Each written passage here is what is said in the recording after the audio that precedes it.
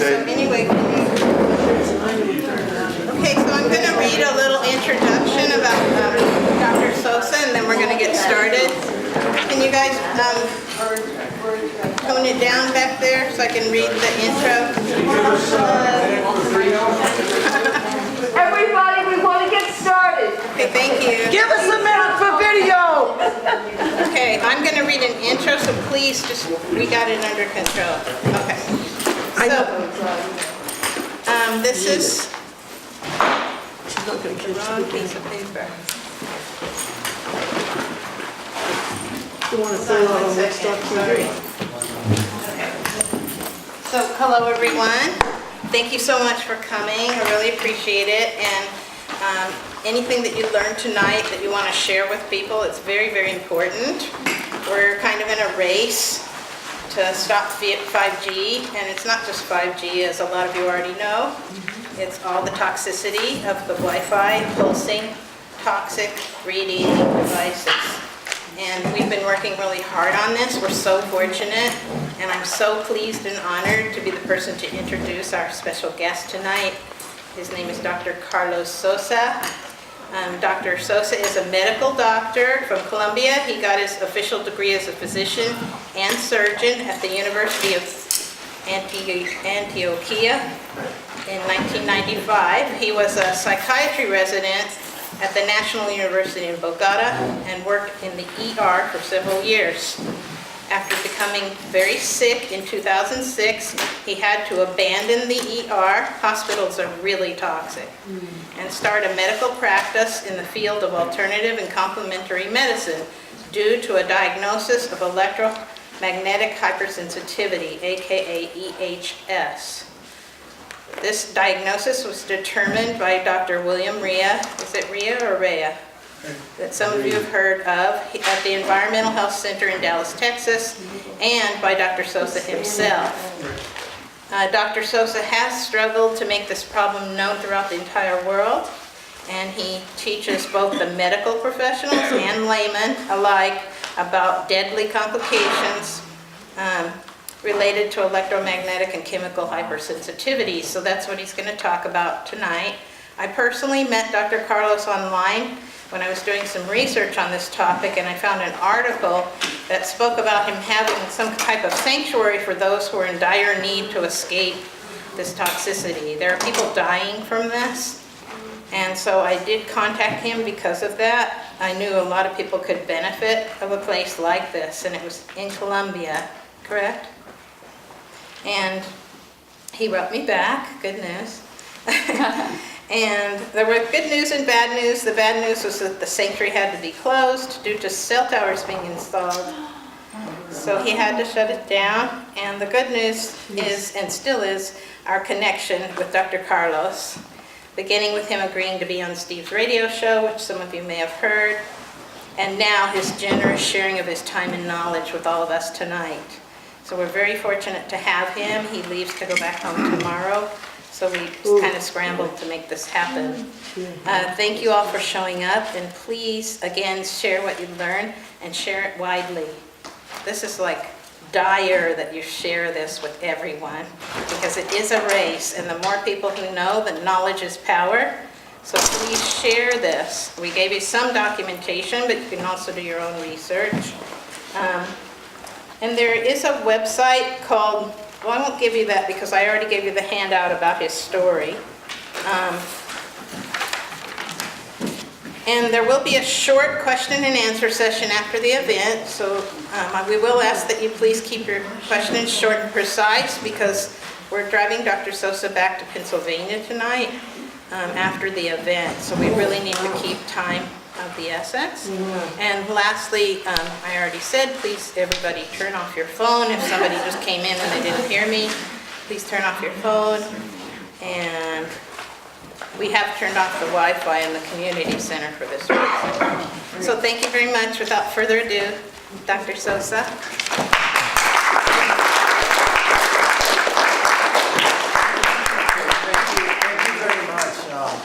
For the introduction, and of course I would like to start off by presenting my microphone. Does the microphone work? Would it be okay if I use the microphone? Yeah. Okay. Don't forget, I'm also electrosensitive, so I'm going to try to use it as long as I can. But can you hear me? Yeah, we can hear you. I'll use the microphone and. No, don't. You don't have to. Okay. I didn't know that made you sick, I'm sorry. It does. Yeah. Okay. My gratitude goes to my host, to Ramon and his wife, to Raji, and of course to Woodstock's public radio and your TV station. One of the first casualties when you have electromagnetic hypersensitivity, or probably one of the first losses, is your own dignity. Because, well, you probably know more than this, you probably have experience when you're in a relationship and she or he leaves because you're sick, or you lose a job because you cannot work, you cannot tolerate the neon lights, the LED lights, all these white lights, which I cannot tolerate. And there is like a negative whirlpool going down, and you start losing one thing and the other. You lose your couple, you lose your friends, you lose your job, you lose your mental integrity, and eventually life is not worth living like this. It's hell on earth. This problem is nothing new. It's been going on for decades. Thanks to Arthur Furstenberg, which I think is probably the most important activist in the United States and probably in the world, who published back in 2017 his book, The Invisible Rainbow. We learned that the first victim of electromagnetic hypersensitivity was Johannes Doppelmayr, who was a professor of engineering in Nuremberg. And he had the clinical picture that we had. Basically, we all know the brain fog, the tachycardia, the dizziness, the lightheadedness, the insomnia, the forgetfulness, so on and so forth. Let me make a parenthesis. How many of you are either electrosensitive and chemically sensitive, or both? Okay, so I have a lot of friends here. Oh, awesome. Oh, awesome. You know, I feel very... Do you want the lights turned off? Could we turn the lights off? We need some in the back. Is that okay? No. Okay. We can't take all the lights off because it's going to get Okay, dark. go ahead, turn it off. Leave these off and keep that on. Everyone's in the front walk because he's sensitive to them, right? Which is better for you. Everybody has an opinion now. We can only No, do it but one because way. we're making the recording, they have to have some lights on. Because it's going to get dark outside. I'm going to make And you it have to stand back so that the light hits your face. He's fine. He's fine. Hey, everybody just let him talk. Okay. It is wonderful to have an audience like this. I never had an audience like this of people whom I don't need to convince. Every time I have a medical conference with colleagues, specialists in internal medicine, in neurology, in oncology, it's me, the weird guy, who has to convince them that this exists and that this certificate, which is Dr. Ray's certificate, let me open this. Let me read it to you because this certificate is very valuable, and it changed my life. It says this was written on August the 10th, 2006. It says, Carlo Sosa, this patient is under my care and medical supervision. He has been diagnosed with toxic encephalopathy, electromagnetic sensitivity, immune deregulation, and autonomic nervous system dysfunction. It is, in my medical opinion, that this patient should be off work for further evaluation and treatment. That was 2006. I couldn't go back to work ever since. I haven't worked formally anywhere else because I couldn't do it. I physically couldn't do it. I did try to go back to the ER, but at that point in time they were making the change in the hospital. We were going from paper and pen to computers, and I couldn't tolerate the computer. First day I went there, my body was bending, and I couldn't go back to my normal position. and the dizziness was terrible. Go ahead.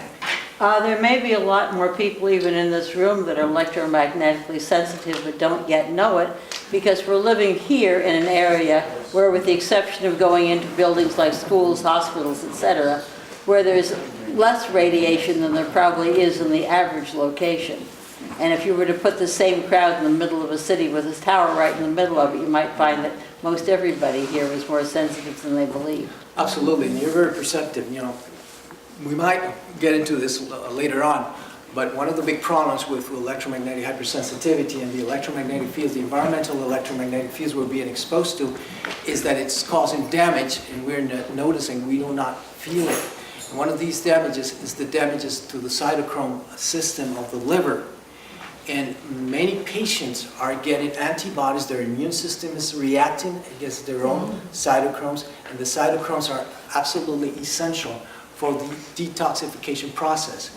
All the toxins and all the garbage that American citizens eat and drink, they get detoxified in the liver, and since the liver is being attacked by our own immune system, it's not getting done. Now this has a direct link to the epidemic of obesity in the United States. 20% of the US population is obese. You're fat like hell, like no other country around the world. And it has a lot to do with the big concept of American environmental medicine. And if you just learn this in this conference, I would be delighted. If you just come here and learn this thing I'm going to tell you, I would be very grateful and absolutely happy. We owe it to Dr. Theron Randolph, the single-handed creation of American environmental medicine. In environmental medicine, it's a specialty in medicine that is like a Cinderella, because first of all, nobody has heard of it, nobody likes it, and it's very strange. And what's worse, the doctors don't have the academic background or the scientific background, and that's pretty serious. You know, Dr. Ray in Dallas at the Environmental Health Center down there had a lot of problems with trying to prove to the Medical Commission of Dallas that this was something legitimate, because they used to think he was practicing some type of sorcery or some type of witchcraft, and they wanted to kick him out of the profession. And of course, this is all about money. Eventually, you will learn when you start studying environmental medicine that diseases, totally contrary to what we are taught in medical school, do have a cause. There's a cause and effect. And unfortunately for mankind, and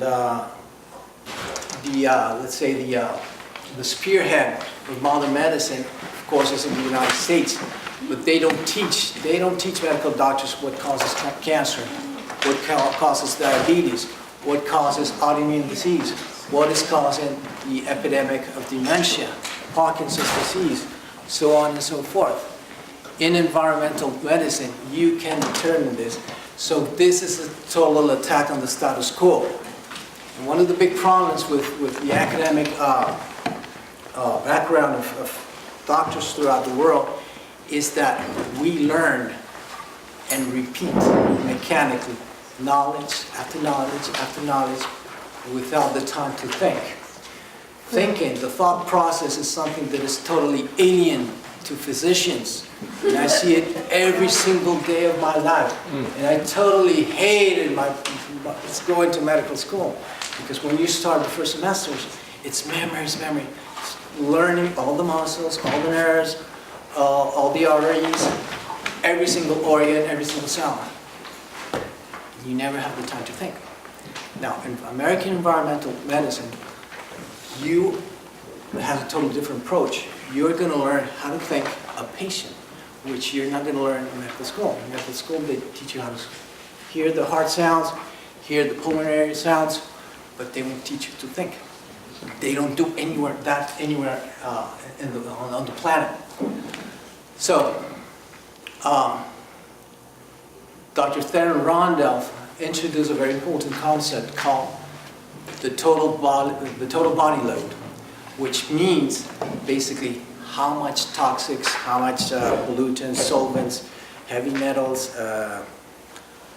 mycotoxins, molds, so on and so forth, how much pesticides you have. And thanks to the school of Dr. Theron Randolph and Dr. William Rea, we can determine using skin testing how much of what you have in your body and what is affecting you. And I was surprised when you start reading Dr. Rea's encyclopedias on reversibility of chronic disease and hypersensitivities, how they were curing a whole bunch of diseases that had nothing to do either with chemical sensitivities or electromagnetic sensitivities. Because they were finding out that most of the immune diseases, over 95% of them, have an objective cause, which you can identify and you can neutralize. And that word is you got to put it like in stars, because that is the technique they use in Dallas. They neutralize the antigens, they're neutralizing the substances that are causing the damages to your body. And then, after a period of using your antigens, your body will not keep on reacting. I've been taking Dr. Rea's antigens for a year and a month, and my improvement has been spectacular. Last year, I was having drop attacks. Have any one of you had a drop attack? What's that? Okay. What's that? Let me explain. Because of the accumulated toxicity in human cells, one of the organelles, one of the most important organelles gets affected, the mitochondria. You probably know that the mitochondria is the center for the creation of ATP, of energy, and for the functioning and the normal physiology of the whole human body.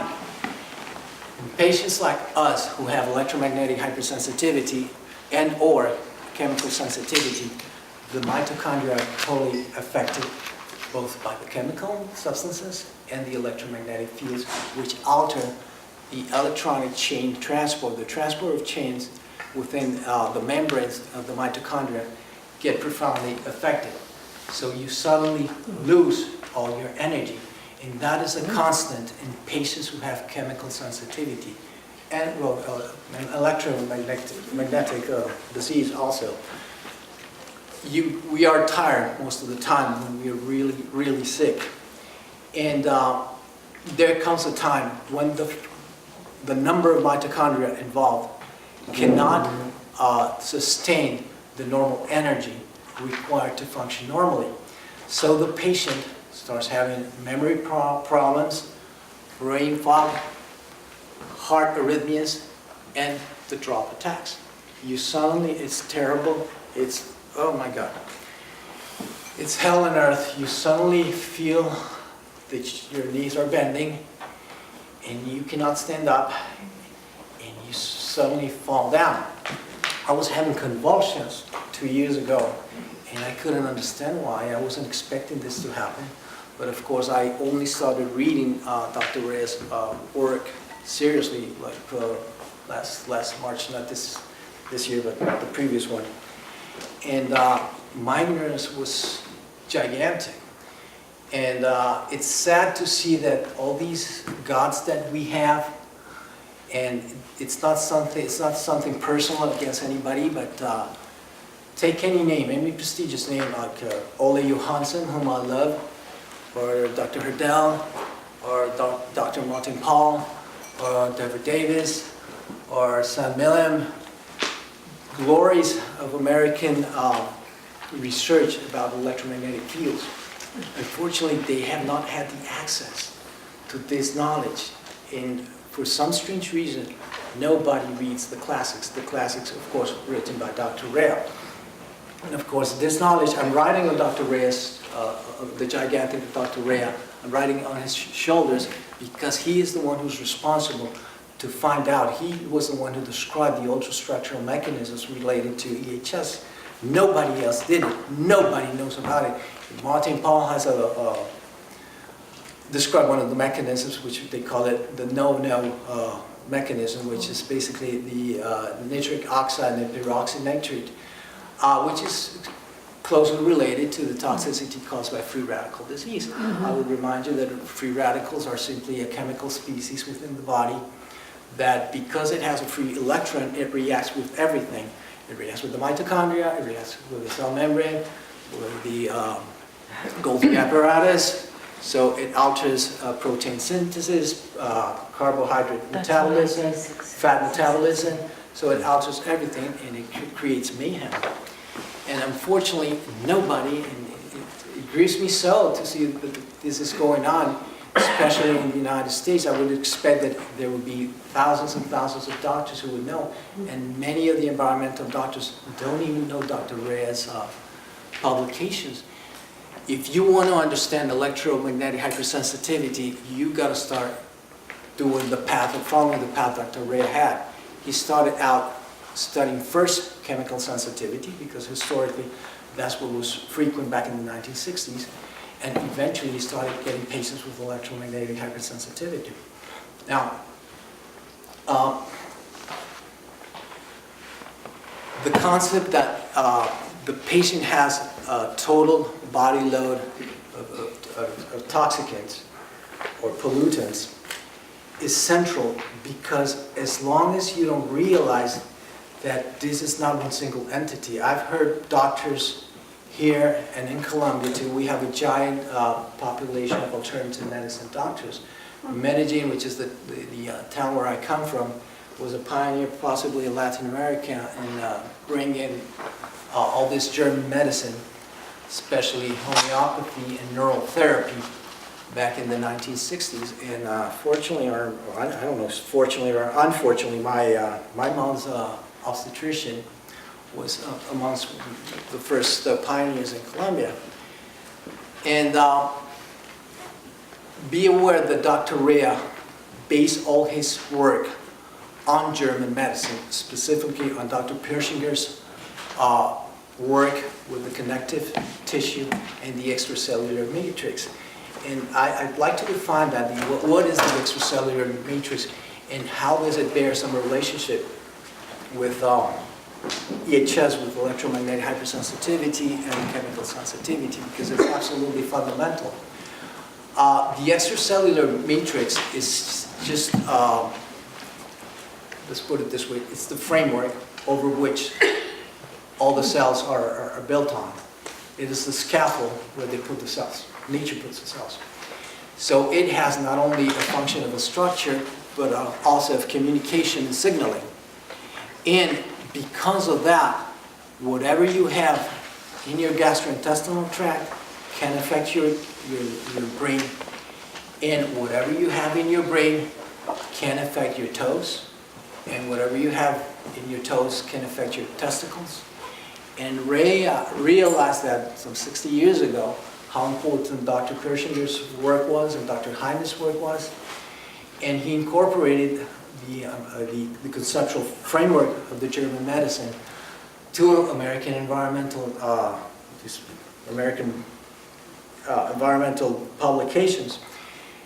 And because of this, he was able to find out how he could modulate everything, both the neurological response, the cardiovascular response, and the immune responses, which are three of the systems which are usually involved in electromagnetic hypersensitivity. You probably read here, or I read to you, that I have a dysautonomia, and I do want to stress that term because around 80% of patients with chemical sensitivity and or electromagnetic hypersensitivity have one level, or well, let's put it this, one angle of dysautonomia.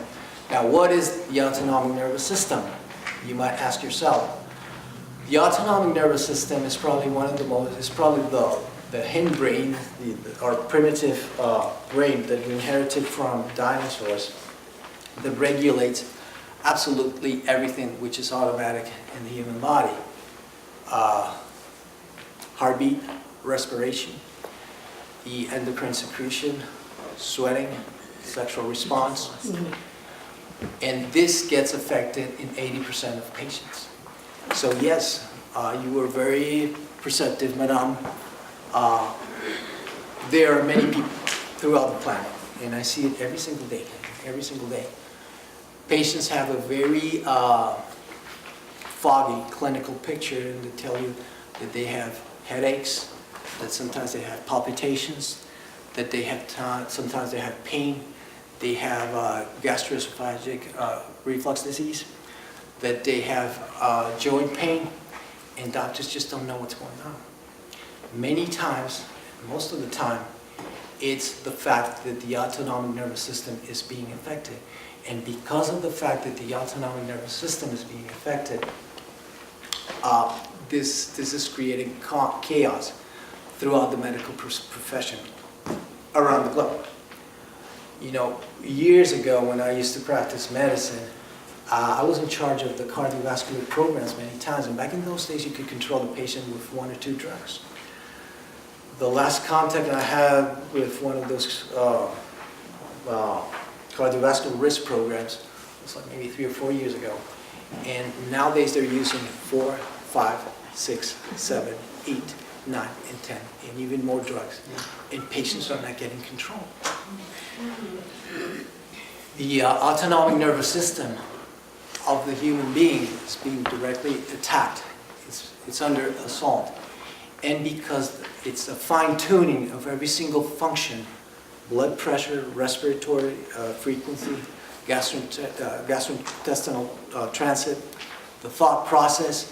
I don't know if you're aware that since 1983, when cell phone telephony was introduced in the US, there's been a gigantic epidemic of people with psychiatric symptoms and psychiatric diseases, especially depression and anxiety disorders.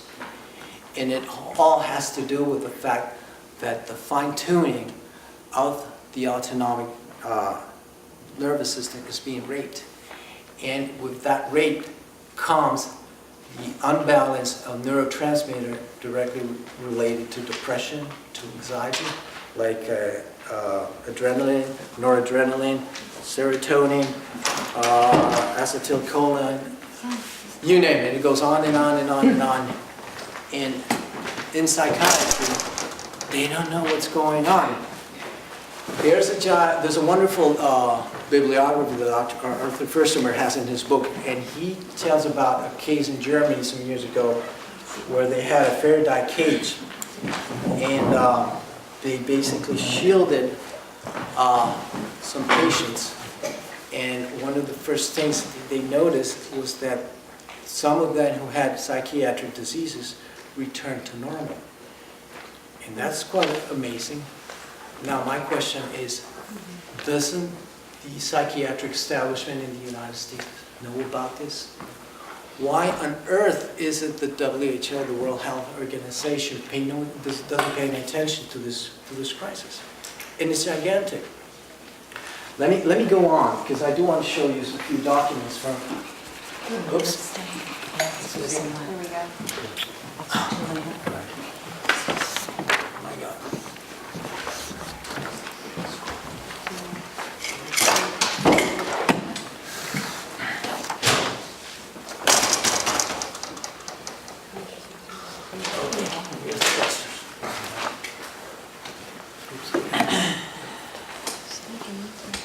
Okay, I'm going to have to read this for you.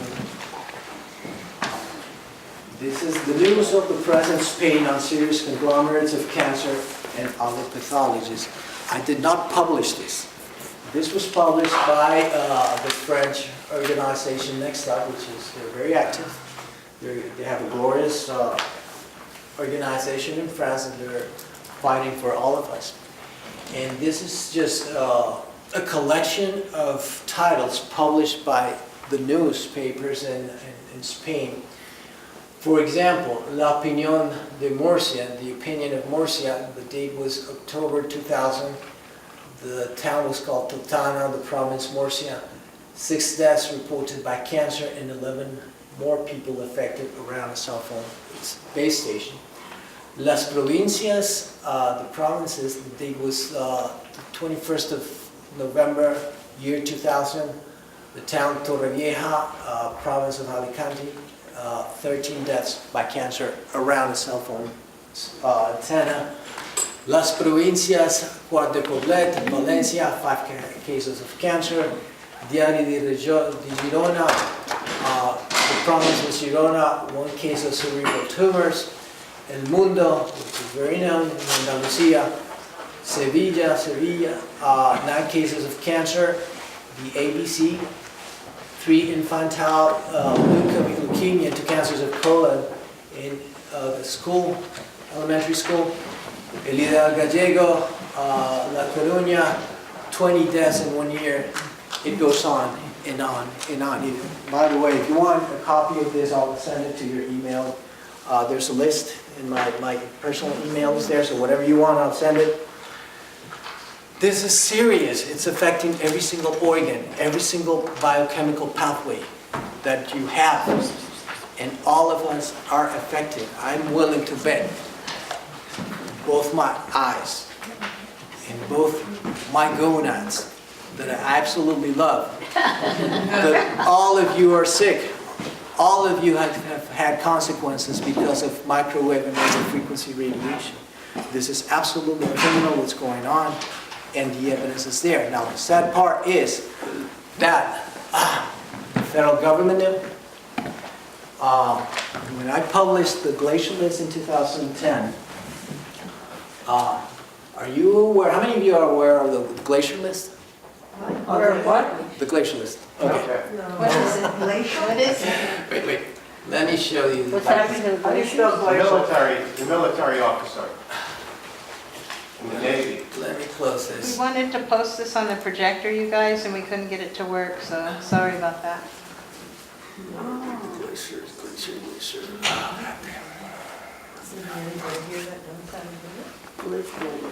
No, obviously Here it it is. was.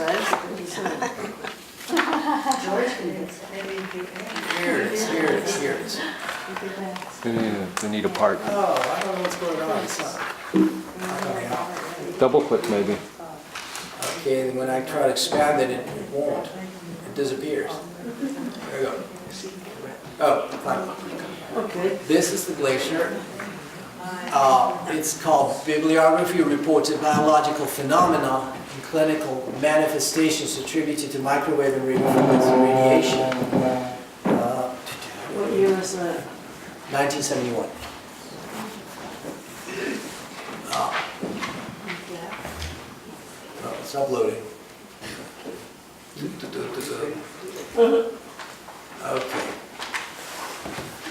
Dr. Zora Glacier was a Navy officer in San Diego, California, and actually he was a spy for some time who worked for both the Navy and the CIA. Because of the fact that in the 1950s there was an active career, there was an active race for the conquest of space and military power and nuclear power and missiles and everything,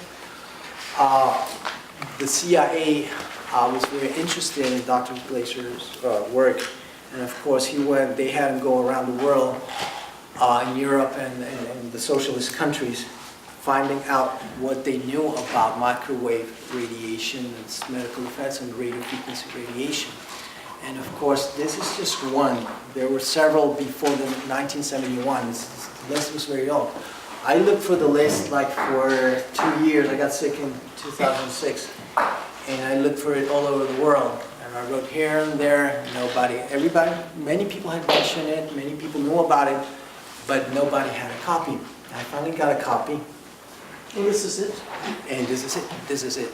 It's very important. The document is glorious because it's the concrete evidence that the federal government of the United States knew what was going on. They knew about the medical effects. And because the jet fighter pilots are daily exposed to this type of radiation, they know how to treat it. Unfortunately, it's a national secret, and no single Air Force is going to reveal the drug. I have some clues, but it's not important. Now, let me read some of the chapters that are included. This is the Navy Medical Institute Yes, it is. in Anomaly.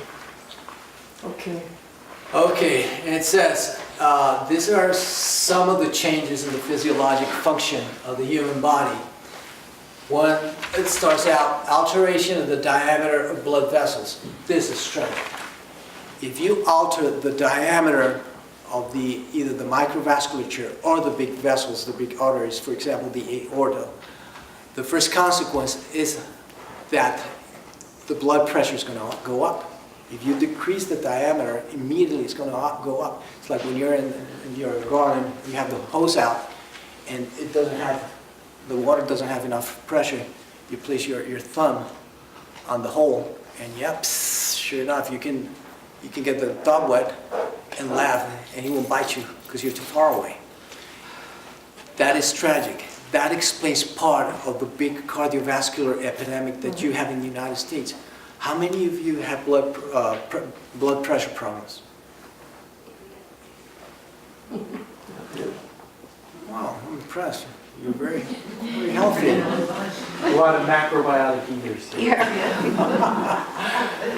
Okay. Changes in the oxidative processes in tissues and organs, liver enlargement, altered sensitivity to drug stimuli, decreased spermatogenesis. Pay attention to this. We, men, who like women, we are vanishing from the planet. There's going to come a time when we, us men, who like women, we're going to have to climb in trees and fight women with a piece of stick or some stick or some rod, because the rate of people who are experiencing oligospermia, very low sperm count, is up in the skies. Men are going sterile not only in the United States, in Colombia, in Europe, and it's an international phenomenon. And we learn that the patient who keeps his cell phone right here is deteriorating the quality of sperm. And that works also for women, because of course the ovaries are here. So if you keep your cell phone right here in the back pocket, eventually your son, your daughters are going to be affected. And I don't understand why, if they knew this back in 1971, nobody has done anything. Yeah, go ahead. Well, the sperm count also goes down if you eat GMO corn, and they're keeping quiet about that too. It's amazing how much stuff they're keeping quiet about, and it's all the stuff we need to know. It's called the American dream now. It's eugenics. It is. Okay, all right. You know, if he turns. Okay, altered fetal development. This is so important. I don't know why, but there's been a change. Those of us who were born in the 1960s, 1950s, 1940s, or beyond, we have a totally different body as compared to the children who are being born at this point in time. It's totally different. I mean, I'm impressed about the decadence of American society. They are not even teaching multiplication tables in many schools, many public schools in the U.S. And actually, I know of a case in Colombia of a physicist who's the son of a nurse I know, and she used to tell me that her son was a physicist and he didn't know how to multiply. And I said, oh, come on.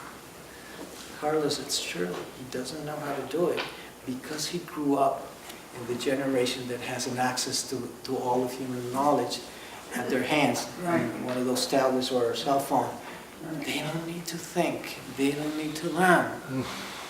Instead, we had to learn. We had to write down. We had to erase. We had to get -F to learn things and repeat. There's a saying, a Spanish saying that the one who writes learns twice. And it's true. Because you got to write, do the physical process of creating the graph, the writing, understand it and read it. But that is totally disappearing, and it's very worrisome. That's right. Very worrisome. They're not teaching the kids to write. Or to think. Actually, there's Well, that's part of it. it's a generation of drooling idiots. What's going on right now in the United Yeah, States? so they're controlled by the screen. Absolutely, absolutely. That's the whole point, is control. It's the big brother. That's taking action. Okay. We're gonna leave here depressed, you know. Okay, now let me change this because I think there are very important things I want to show you and I will share with you. And I don't know if we're going to have the time, but What was that, the NRMI? Naval Medical Research Institute Ah. report. MRI. NMR, thank you. I knew there was a letter I missed. why is this not working? Excuse me, did you say before that pilots who are exposed to this radiation are also privy to an antidote that erases the damage? The antidote, yes, yes. You mean commercial airplane pilots too? They are also very exposed. Actually, I have a nephew who works for our national airline in Colombia, and they do know about it, but he personally knows, he enjoys flying, so he's like, I don't care. They've told us that we might have some risk of cancer or heart arrhythmias, but I'm willing to take the chance because it's worth it. He loves the profession. But they've known about that. You know, back in 1974 when Dr. Ray opened the clinic, most of the patients were commercial pilots and military jet fighter pilots and people from NASA because, of course, they were exposed to microwaves and radiofrequency radiation. In the plane itself? Yes, and the plane itself. Well, in the cockpit. What's the source of that? They have, I understand there's a navigation radar under the seat of the pilot. So, and actually there's one in each one of the wings, so they need to have it. I mean, you cannot nowadays, in modern air navigation, have an airplane without that type of technology. So what about electric cars Oh my God. and the batteries underneath the... Terrible, terrible. Well, this is AI, period, right? Is it any sort of intelligence? Yeah, I mean, It's a driving hot spot, they said. I can't fathom what's going to happen when electric cars become like something generalized throughout the world because the crisis is going to be giant. I mean, I rode a car last year, a Toyota, a dual system car, Prius. and I could tolerate it. But of course, we also, electrosensitives, have different tolerances and different frequencies of tolerance. So many people, I met people who can't tolerate airplanes, they can't tolerate power lines, but they can work on their computers. Or sometimes I've met people who can't tolerate, for example, cell phones, but they can go under power lines or they can go to one of those electrical substations. It depends. And many times, in my case, I used to be just sensitive to Wi-Fi and cell phones.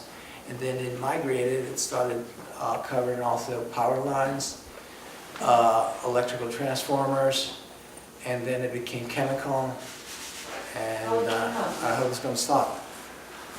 Okay. What? How did you notice? When I go around the city, when I go close to an electrical substation, I would feel the pain. There's something we call the crabs, nothing to do with what you're thinking.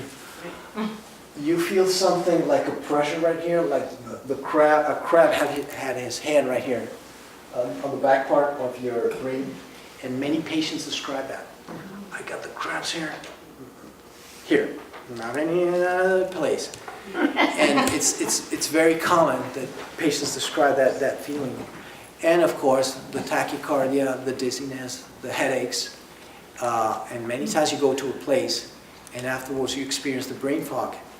That's very common. For me, it feels like there's a vice on the top of my head. Yes. Not the back. But the whole And transient global amnesia attack. Yes, it is happening, and this has to do with the changes. This is a document published a few years ago called Changes of Clinically Important Neurotransmitters Under the Influence of Modulated Radiofrequency Fields, a long-term study under real-life conditions. That is one of the terrible aspects. We are losing our memory, and each time we're having patients in their 30s and their early 40s with dementia because of the changes in neurotransmitters associated with the memory process. Yes? They've proven that if you have the heavy-duty power lines, that you actually can catch electricity by having wires underneath it, enough to power your house. And there's a school in Kingston that we almost sent our son to, but we saw that they had one of those power grids that went right over the athletic field. It didn't bother them at all that they had all the kids out there in an area with enough electricity that they could have captured enough to run the school just by putting wires there. Yeah. I mean, this was 20 years ago. Actually, there's an artist in They don't California, care. I believe, who's doing some art with neon lights, colored neon lights Oh, yeah. under the power lines, and he creates geometrical structures under the power lines. So it's terrible, and we're being exposed with the smart meters. I've seen so many cases of people who used to live behind the wall where the smart meter was, and eventually they developed a cancer, a leukemia, heart arrhythmias, brain tumors, Alzheimer's disease, Parkinson's disease. I mean, it's normal if you're 90 years old to have a Parkinson's disease and tremble. But if you're 36 years old and you have a Parkinson's disease, something very serious going on within this country, because that is not normal. And every time I talk to people who have that cellular addiction, one of the first things you notice when you perform a mental examination is that they basically can't remember recent things. I'm going to tell you 5 numbers, 8, 7, 6, 13, and 66. I'll ask him in 5 minutes. And when you ask him, What was that again? you gave me what? Numbers? They can't even remember. And the sad thing is I'm starting to suffer that too. Okay, let's go on.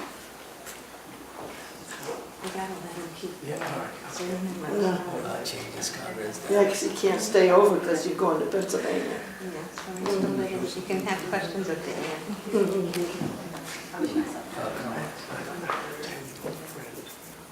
Doesn't the electricity coming out of that computer bother you? Not at this point in time, but it eventually will. You mentioned the earlier pilots have an antidote.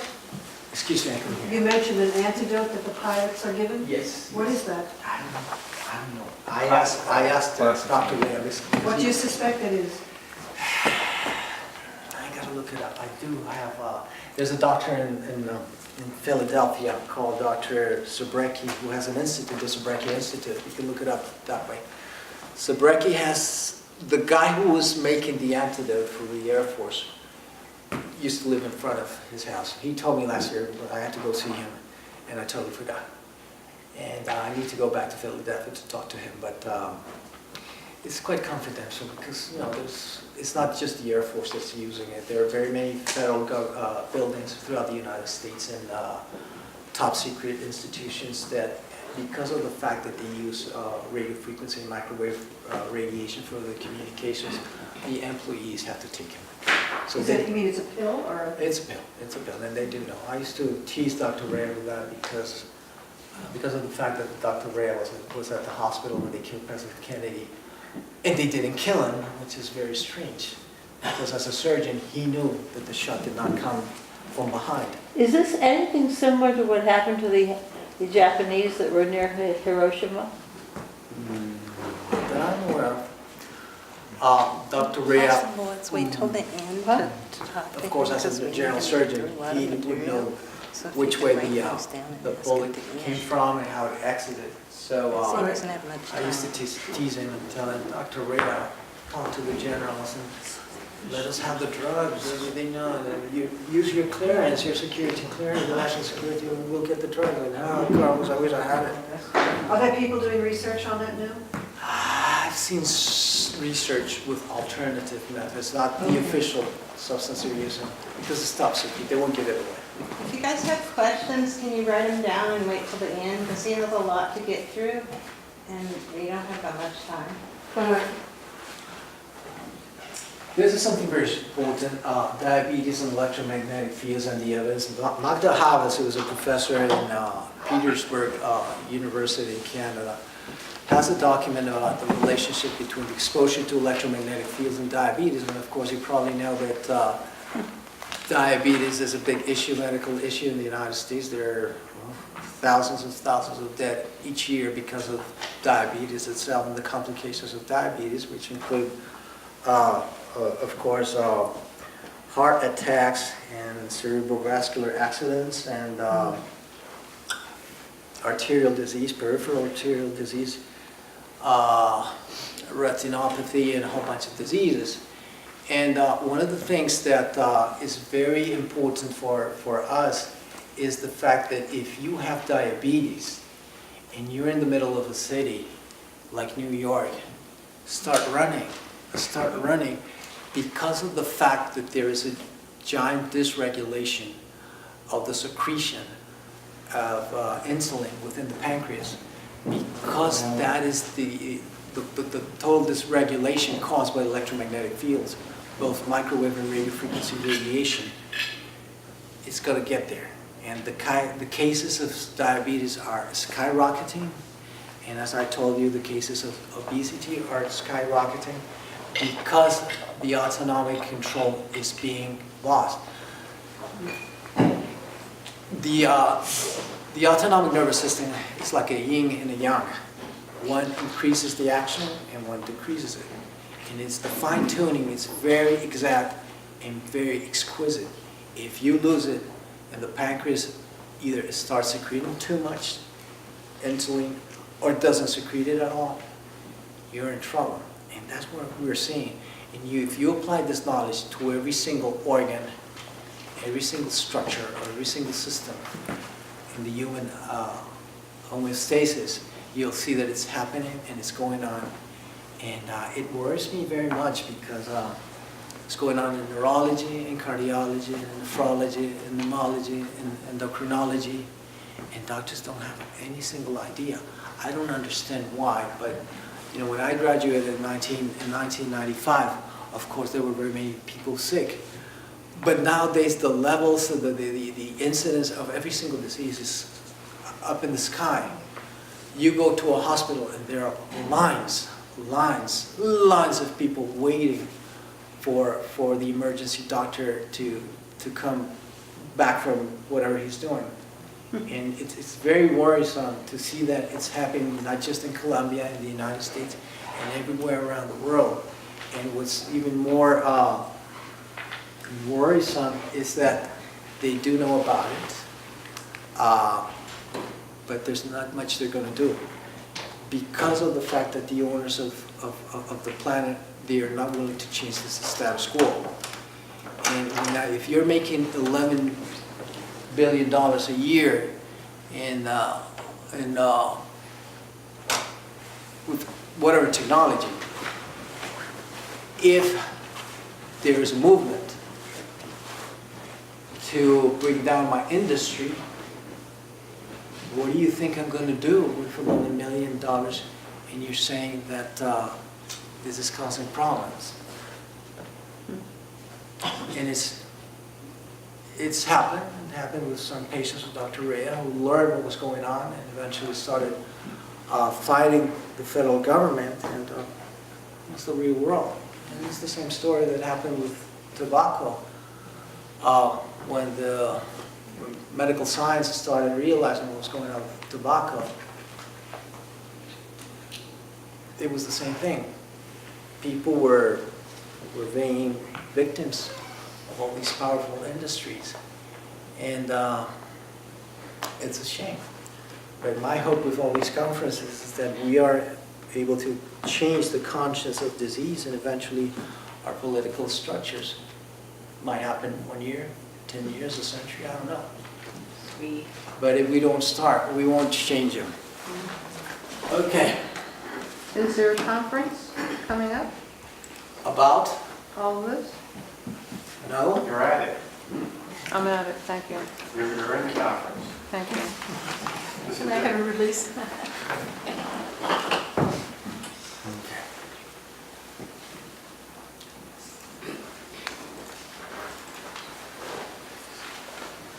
This is a classic document. The influence of being physically near to a cell phone transmission that's on the incidence of cancer.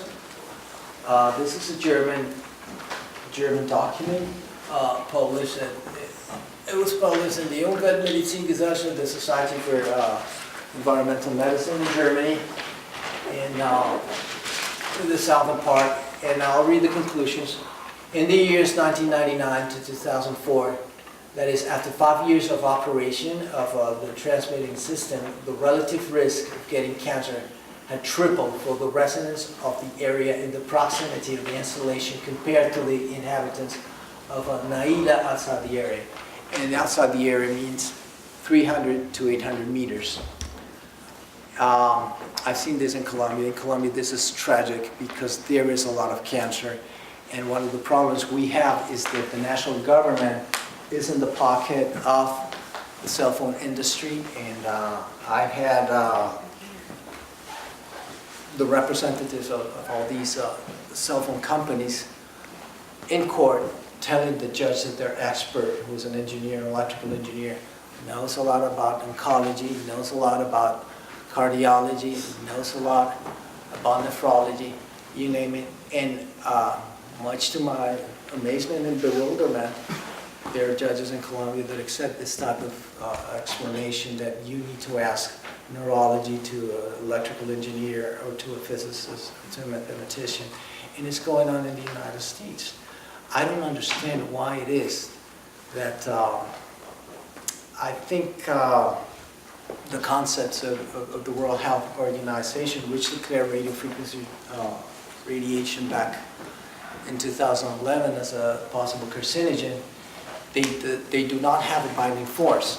In Colombia, they do. By binding force, it means that because there are international treaties that you sign, the state forces itself to just abide by whatever it signed.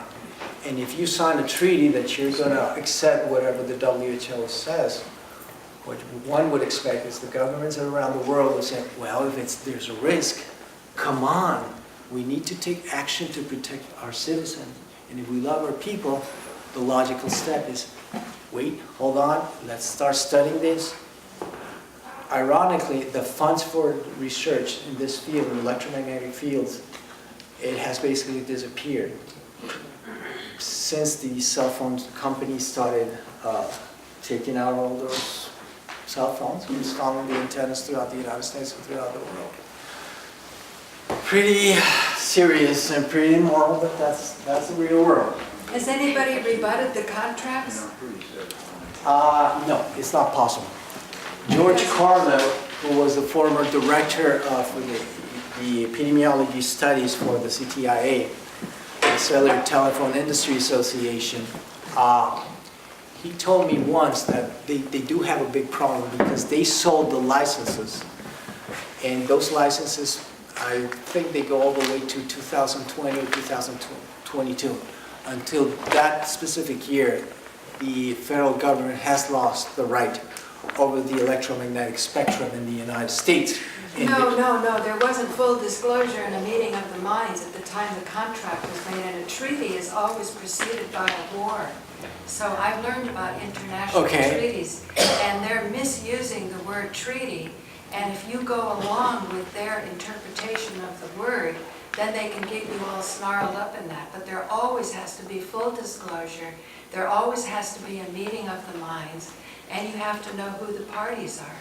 I believe that's going to be the solution with our local town board, because our politicians feel that they will be sued if they don't perform in the way that the corporate policy is saying to do.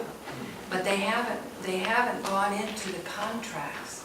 Okay, but what I learned from Dr. Carlo was that the federal government had sold the licenses, and therefore there was nothing they could do. Right. Starting with that, because they're probably going to get the right to control the whole thing in 2020. At least that's what I learned. But see, that's when you pierce the corporate veil, corporation falls, and you see that government is not representing the people. No, absolutely. Then you find out who the hidden shareholders Oh yeah, just follow the money and you find the truth. Follow the money, exactly. Yeah. Okay. Because of the fact that right now you're involved in and a lovely effort. Hold on, Mike, where is it? Where did you go? In the files. I want you to have the medical and the scientific basis for your effort around the probably new antennas that they might be installing in Woodstock, which would be a shame because, of course, the incidence of cancer is going to start going up. The incidence of neurodegenerative diseases is going to start going up. Alzheimer's disease, Parkinson's disease, cardiovascular diseases, so on and so forth. So I have a big archive related to base stations, and I would like to share this with you.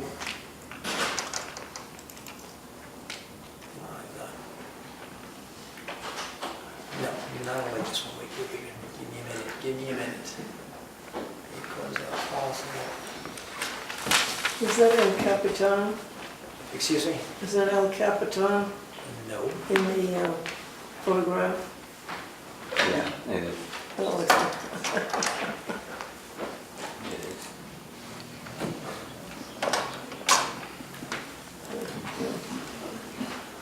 My way to help you with the problem you have right now in Woodstock is to give you all these medical literature because it's very, very impressive, and the results, it's very hard to discredit the medical doctors that are doing it. When you have a neurosurgeon or neurologist talking about the alteration of brain waves under the influence of the cell phone antenna, I mean, you need to get yourself another neurologist at least. And the way the WHO works is that they are elected engineers and physicists, like the former director of the Electromagnetic Fields Project, Michael Repiccioli, who is not a medical doctor, who is a physicist and who had close ties with the Australian cell phone companies. And when everybody started doing a campaign against him, so they got Emily Perkins from the Vancouver, which is a Canadian engineer who knows nothing about medicine, nothing about oncology. And it's funny, they took her to Colombia like 3 years ago, and they had her go around the country telling everybody, no, there's no evidence that cell phone technology or Wi-Fi or cell phones affect the human brain or causes cancer. No, that is not true. And it is me that you need to ask, because I know a lot of medicine because I studied engineering. Funny enough, I was waiting for her in Medellin, and they never took her there because, of course, I've had some conflicts with our National Health Ministry and our National Communications Ministry. And there's a collusion with the cell phone industry, and it's exactly the same thing that's going on throughout the world. This is a classic text called Mortality by Neoplasia and Cellular Telephone Base Stations in the Belo Horizonte Municipality in Minas Gerais, State, Brazil. It's, you probably recall the conclusion, Steve, better, but it's hell because around the influence area, there were thousands and thousands of cases of cancer, and there is no way that this is there's going to be any rebuttal of a document like this, or the Naila's document which I just showed you. And this is the type of thing, if you want to take any preemptive action that you need to take to a court, I would think it is. I don't know, of course, I'm not a lawyer in the United States or in Colombia, but one would expect that this type of medical knowledge, which the official discourses that it does not exist, would convince a judge in the United States to take action to protect the public. It would seem if there was a concentration of cancer victims from radiation, that would be something fairly well publicized because it's happened in areas of nuclear pollution and chemical pollution, the Love Canal and the other places that had a terrible onset of cancer problems. Are there base stations in this area, or there must be base stations that... I am not sure. I don't have any knowledge about that. But you know about Brazil or Colombia, the base stations are Oh, yeah. And the cases of cancer are Is the technology the same here? basically the same. I mean, we have whatever, many times we have the technology before you get it. I mean, when they're talking about 5G, they were doing some experiments, I think in Detroit, in Manhattan. Detroit. And we were already having, before they started the experiments, we already had the technology in Colombia. They're starting to do it, and smart meters too. So we have our top-of-the-line engineers in Colombia. Yeah. One way they get compliance is once somebody gets sick, they have no money, they have no anything. And the government says, well, we'll help you only if you keep your mouth closed. Yeah. They did that with fracking in Pennsylvania. Yeah. Right, that's right. I've heard in California there was a community that did blood testing before installation to document a biological status before a negative influence came in. And that was enough to prevent the cell tower from coming in because they knew that it would change. So what type of blood test did they get? And are you familiar with something like this? Yes. Because this is something that we should all be doing now. Yes, yes, and it's very important. You're extremely perceptive. Dr. Rea, within the protocols, you get blood tested, especially for the immune and the autoimmune function. So you need to get tested for T lymphocytes, B lymphocytes, all the gamma globulins or immunoglobulins, which are 5, the A, the G, A, M, D, E, there are 5. And also for the anti-nuclear antigens, because of the fact that radiofrequency radiation causes a dysregulation of the immune system. The way to evidence it is through antibodies. And those are basically the big things that they use to provide some evidence. Now, there's something called micronuclei. Micronuclei is basically the trace that the breaking of the DNA chain, when it breaks up, it does like a ball, a yarn ball that you can see with an optic microscope. You don't need anything sophisticated like an electron microscope. You can see it with the normal microscope we use in medical school. And you see like tiny balls of DNA, which have been closely associated with genetic damage in the blood, and it's very easy to see. Now, the point is that you would need to convince the technician to look for that, especially the micronucleus, so that's why it's so hard to get it done. But yes, there is evidence, and it happens. And also the complement system also gets affected as part of the immunological system. So there are various things you should do, but my best suggestion is that don't wait for that to happen. I think the international literature is so abundant at this point in time, and there have been so many cases of dead people like that. The document I showed you in Spain, that, I mean, it would convince anybody, or take the glacier list, because it's a federal government document that's been around for decades now. Well, I didn't know that was available. What is It's that? the glacier list. Oh. It is available to all of you. Can you spell that? G as in garage, L-A-S-E-R. Glazer. Go to Magda Havas's website, it's on her website. Magda But Havas. the problem is she cut the version because it was she too, did? yeah, so it's just like 5 pages. I have the full document, so if you want it, I'll send it to you. It's fundamental. Okay. I don't know, I would like to rest for a minute, and why don't we stop for a while and go ahead and make your comments, your questions before we go on with this. I would like to hear from you, your opinions, your concerns. Is there any doubts or something you want to learn? Go ahead. What about CBD oil, or CBD, cannabidiol? Does that help at all? Yes. It lowered my blood pressure. Yes, but You gotta Did everybody be, hear that? Did everybody hear what he said? Yeah, could you okay, repeat that, please? Cannabidiol lowered my blood pressure. I've been taking it 2 years. It also did some other things. It's wonderful stuff. It's good for pain. It's just miraculous.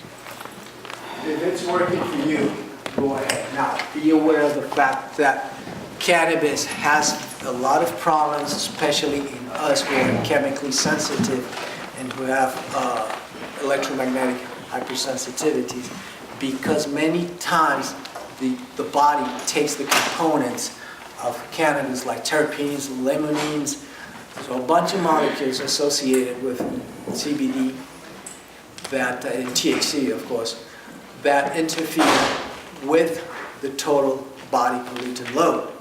And many times the body interprets that as an aggression. I was taking CBD. It was hell. I had a very violent reaction, and it's kind of, in Colombia it's very hard to get a single component. I mean, you cannot get total pure CBD without the THC. So they usually has 1, 2, 3%. And sometimes if you have chemical sensitivity, it can lower your blood pressure, or you can have an arrhythmia with just that, the tiny component. So you got to do it carefully. So, I mean, if you've been taking it for a long time, keep it up. But, you're playing Russian roulette. So, I've encountered some information from a number of places, and there's 2 points here. One was I was visiting my mom. It was around 2010, and I was coming back. It was a long ride from out by Liberty, New York, sort of that direction, and it was an NPR, public radio interview with a German doctor. I can't remember his name. I wish I could. Sorry, I can't. It's a long time ago. But what this man was saying, and this is 2010, is that he was hired by the big pharma to look for workable drugs to combat AIDS. Now, he is the top researcher in the country for cancer. He was a cancer researcher, but they hired him to do this. So, he got the funding and he got a lot of it, and the electron microscopes and all the kind of stuff. And so he figured, well, if he's going to find an antigen or some kind of a medicine for the AIDS virus, well, he's going to have to look at the AIDS virus. And couldn't find one. He couldn't find one. So that led him down a different path. And so what he started looking at was the profiles of the people with AIDS, what they were eating, what they were drinking, what they were ingesting in terms of drugs or whatever, and what they were doing. And he found a lifestyle patterning. Yes. And so he said, well, wait a minute, but then what's causing this autoimmune deficiency situation? And that's what led him down the rabbit hole of an accumulation of toxicity that seems to be responsive to electromagnetic radiation. Yes. He was drummed out of the country when he made his report. There were senators that were after him to take his license away, and he is now back in Germany, and he can't come back here. All right, so that was one interesting tidbit that I couldn't believe that I heard on public radio. We have a doctor, a medical doctor in our university who published a booklet some 10 years ago.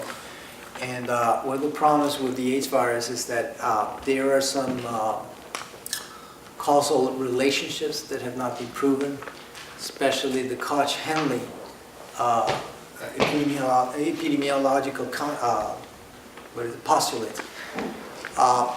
There's a whole series of things that you've got to make sure you have when you're going to prove that this virus or this bacteria causes a disease. And nobody has done it, to the best of my knowledge, with AIDS virus. And much more, this professor states exactly that. Because it is an environmental disease associated with undernutrition, with environmental toxicity, pesticides, electromagnetic fields, it doesn't exist. And yes, he has had many patients with AIDS. He starts giving them clean air, clean water, healthy food, exercise, and there it goes. The AIDS test goes negative, and that's totally unheard of. It was a scandal in Colombia, but he was sponsored because he had high connections, and nobody said anything. And my university published the book. You know, I didn't mean to bring up AIDS as a topic, but this was just, well, like I said, a little tidbit of information that came my way. Now, the other point that I wanted to expose the community to is we have a thing called red blood cells. What makes the red blood cells is called a binding metal. It's called iron.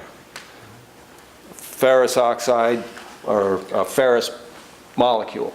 Now, this iron, you know, is electrically sensitive itself. So when you get exposed to millimeter waves in terms of Wi-Fi, doesn't even have to, you know, any electrical field, electromagnetic field, your blood is responsive to that electromagnetic field. Now when you're talking about the millimeter waves, you're talking about radar. It's the same band of wavelengths. And these millimeter waves impact immediately the metals, the binding metals in your body.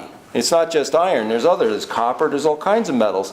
And this is one of the things that, I don't know where I got this information, where I read it, but everybody is subjected to this kind of electromagnetic radiation sensitivity. It doesn't matter who you are, if you got red blood, if you're a bunny rabbit, this stuff is mutating your blood immediately upon contact with that field, with that electromagnetic radiation field. So that, I just want to throw that out there. Yeah, actually the stacking, this is a French term, it's en rouleau, which means it's round cylindrical structures that are getting together because of the changes of the electromagnetic fields within the human plasma. And yeah, Magda Havas has a good article about that. Yeah, go ahead. What should we do to stop 5G in this town? Just want your suggestion. What's that? What I think about 5G is that it's the same dog with a different leash, okay? I mean, it obeys all the same literature that we have for 1G, 2G, 3G, 4G. Now, the frequency is going up.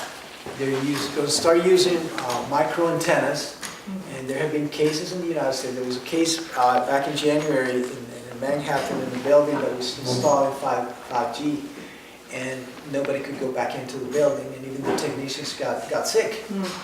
And it was at the, I think it's Manhattan's neighbor.org or .com.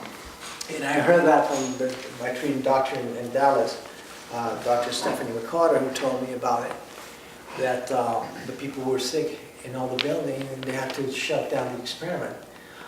I think that we know at this point in time all the medical effects that are going to come about, and all the problems that people are going to start having. And it's very serious because now they're going to use 5 or 6 micro antennas in one block, and it's basically everybody who's walking down the sidewalk is going to get affected. My suggestion? Turn off the electric. No. I think, let me make a comparison, because I'm not very familiar with the U.S. legislation or your judicial system, and I think it happens in every single judicial system around the world. We have a fast legal action in Colombia called a tutela. And tutela is a legal action that you take. You go to a judge and tell him, sir, I have my father with a cancer, and the HMO won't give the chemotherapy. They will not assign the appointment with the oncologist, and my father needs urgent oxygen on a permanent basis. Could you please take action to protect my father's physical integrity and his health right now, immediately, because otherwise he's going to die. And they don't. By law, they're required many times to take action within hours, or at the most 3 days. If it's a death, life or death situation, it's now. To the best of my knowledge, every single legislation, there's a law system around the world has something similar. I don't know how it works in the United States. But Temporary, injunction is it? temporary injunction. Right. You could argue that because of the fact that there is abundant medical literature between the one-to-one correspondence and between the exposure to radio frequency electromagnetic fields and the experience in Spain, in Germany, in Brazil, that create a close association between the exposure to radio frequency in cancer and the death of patients, which has happened around the world. Please take action to prevent this. That is the argument or the lines in general terms that I would use to take a case to court. Please do not allow this to happen in Woodstock because it's going to kill us. And unless you have medical evidence, or the cell phone company or the city hall can provide evidence as to the falsehood or to the contrary of what I'm stating, please bring down or order the uninstallment of the thing. So that is my suggestion. Get a hold of the medical literature, take scientific arguments to court. Now be aware, I've taken my scientific arguments. Last time I went to court, I had 2 toxicologists, 2 cardiologists, 1 work specialist, 1 alternative medicine doctor, another friend, and I don't remember who it was, and it was like 9 doctors saying that what I had was a consequence, a direct consequence of my exposure to this Wi-Fi antenna, which I got exposed to in 2006. Sure enough, they vanished all the medical certificates. So I had nothing. What? What did They vanished. What does that mean? Your license? They destroyed the documents. So when the final ruling came out, the judge simply stated, well, in order to establish a causal relationship between the electromagnetic fields of these antennas and the disease of this gentleman, you have to bring the clinical history, the medical certificates, the blood work, which we had included. It was something like 180 pages of medical paperwork, which totally vanished. You didn't have copies? I do. I don't have the copies, but of course, there's a collusion, there's a criminal collusion with the cell phone industry, and they'll do whatever it takes.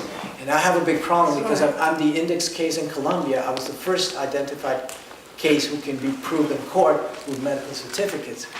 So they knew there were big problems, and I did not want to carry that further because Colombia is a very complex country and many things happen, especially when you go to a Supreme Court and say, this judge, he stole my papers, he stole my documents and my medical certificates.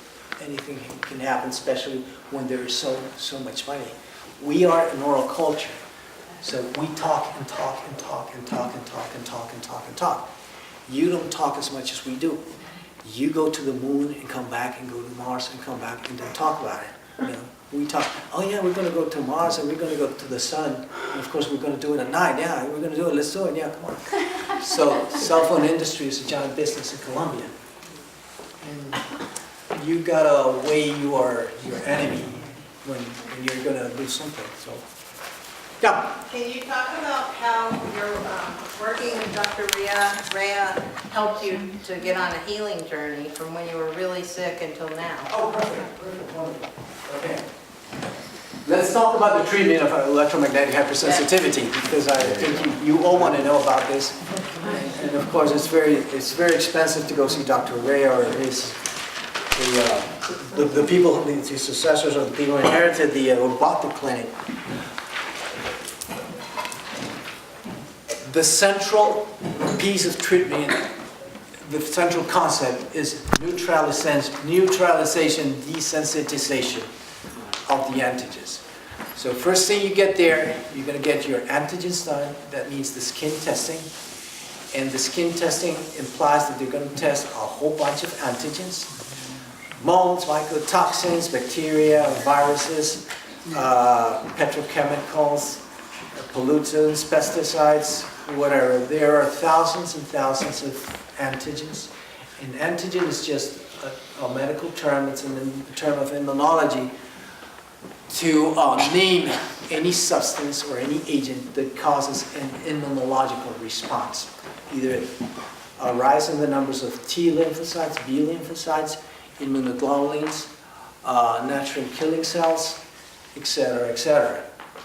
So what Rhea does, or used to do, what they're doing in Dallas, is that they inject you with antigens of a specific kind, whatever you are related to. I mean, if you work in the petrochemical industry and you are, for example, exposed to formaldehyde, of course that's the first antigen they're going to test.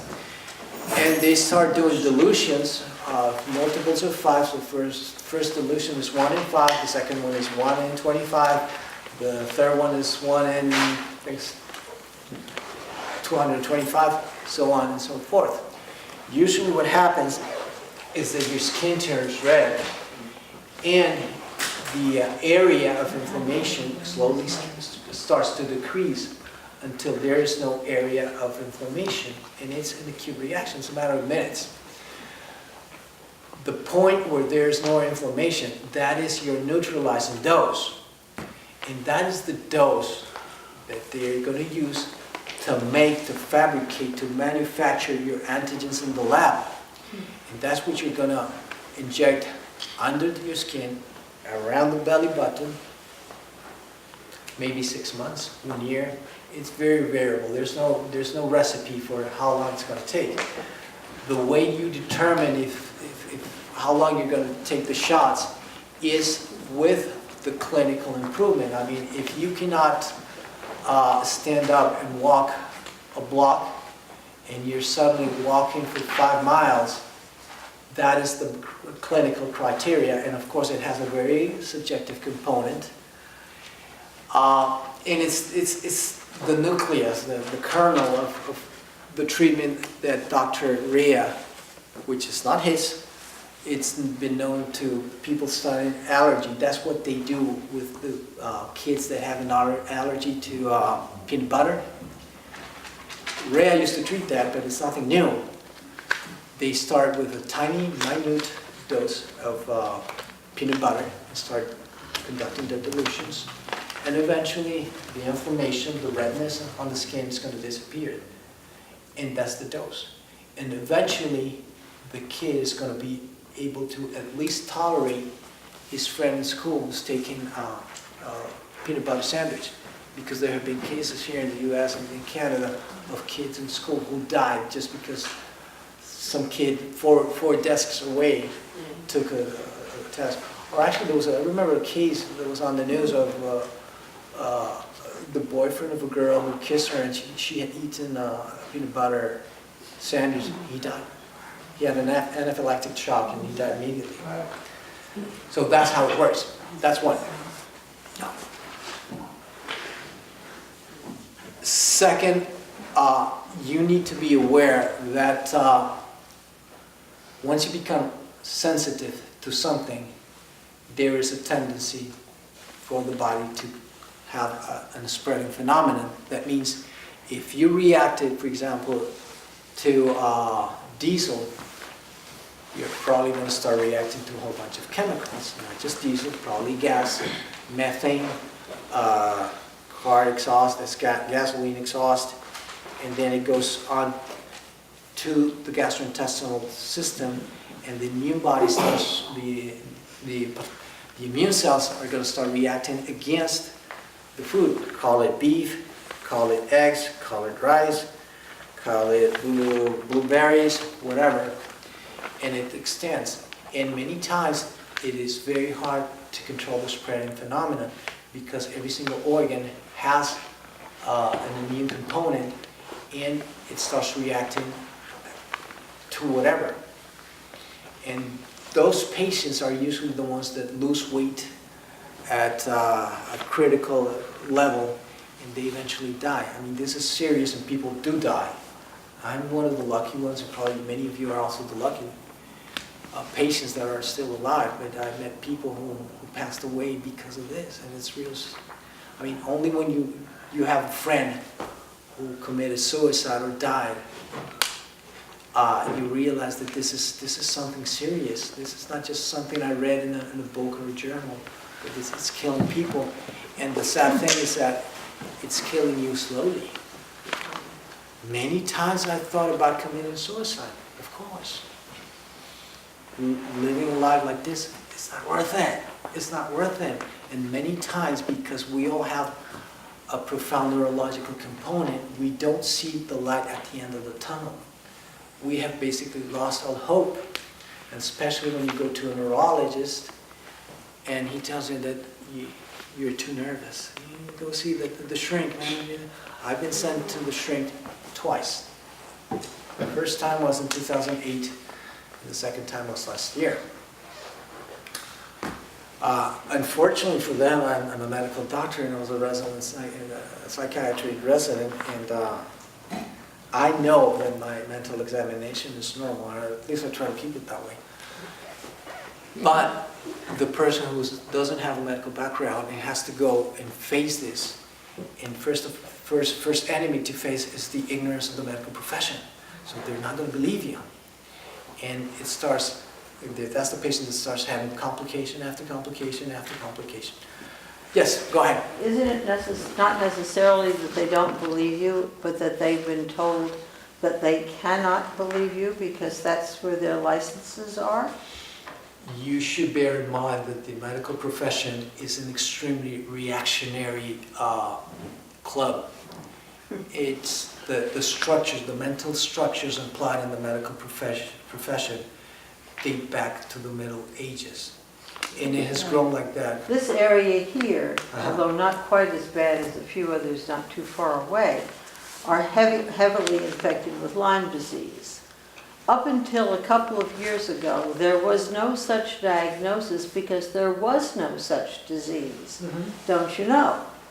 And it didn't matter how much you had it. The doctor would say there was something the matter with your head, something the matter with this. Isn't this exactly what you're seeing too? No.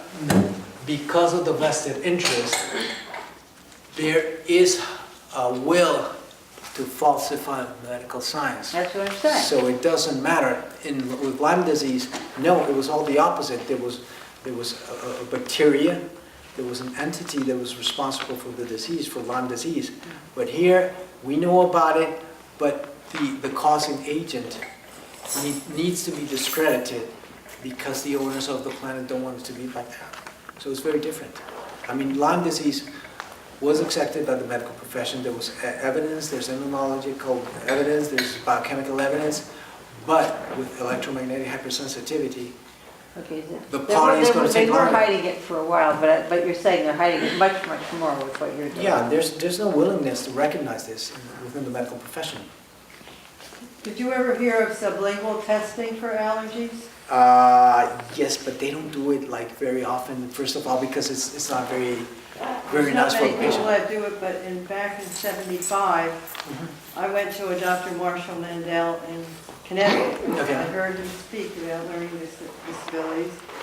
And I went there myself, and I went there with my younger son who had allergies, food allergies mostly. And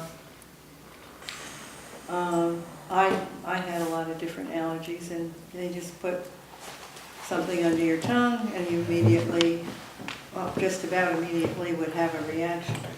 And you would write down what the reaction was. Now, my son misspelled his name. He knew how to spell his name. He was supposed to write his name in a sentence. And he would, you know, sometimes he got crabby. I saw people laughing. I saw people suicidal, you know, having different reactions. It's an acute immune reaction, and you can test it on the skin or in the mucous membranes of the body. And then in '76, my husband was spray painting for a company that he was working for. And he came home one night, he was like, his face was being bloated, and I told him I didn't think he should work there anymore. And there was a Dr. Zam in Kingston, New York, and one of the wives worked for Dr. Sam, and they called him because my husband's face was swollen during the day. They said he should get to his doctor, and that night he had a heart attack and died. And I called Dr. Marshall Mandel, and he told me I should call a Dr. Ray in Dallas, Texas. I don't know if it's the same one Yes, you're it talking is. about, because he knew about teenagers who would spray paint in a bag and sniff it, and they were having heart attacks.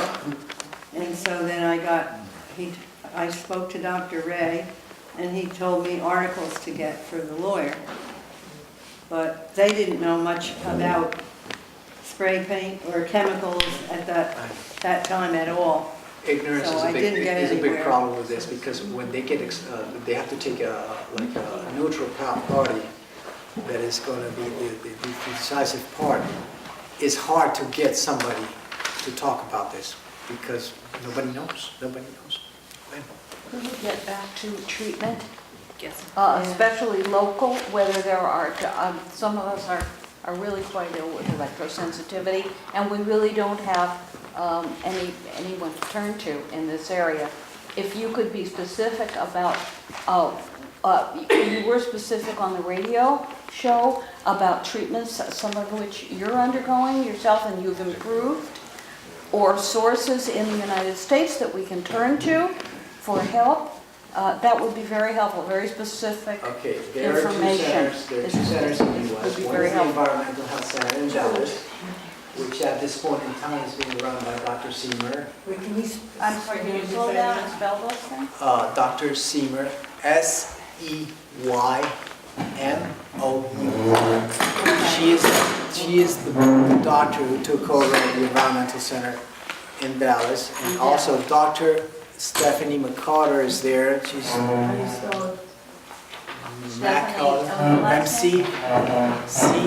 M-C-C-A-R-T-E-R. What? Again? M-C-C-A-R-T-E-R. Dr. Stephanie McCarter? From Carter? Yeah. Okay, So great. those two doctors are there. Would you say the first doctor's name? Somebody moved their chair and I couldn't hear the spelling. It's Dr. Seymour. S-E-Y-M-O-U-R. S-E-Y-M-O-U-R.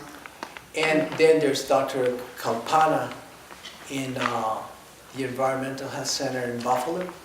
Buffalo? Yes, that's close. That's close. Dr. Carpana, please Do you spell think that. there's a Kalpana, you spell it. People are having trouble hearing that. Okay. K-A-L-P-A-N-A. Dr. Kalpana. I forget her first name. She's a pediatrician. And where's that center? Buffalo. Buffalo, it's Environmental Health Center in Buffalo, New York. So it's pretty close by. Now, there's a doctor I met back in 2010. She was sick twice, which I was amazed. She got sick, Dr. Ray treated her, she recovered, and then she got sick again, and she recovered again. So I haven't heard about that type of recovery. And she was working in New York City. But I have to look for her card. There are several people who have asked me about this, and I'm going to have to get back to Columbia and look for her card, because I was very amazed, and it looks like she's very knowledgeable. Apart from that, I don't know anybody else that has.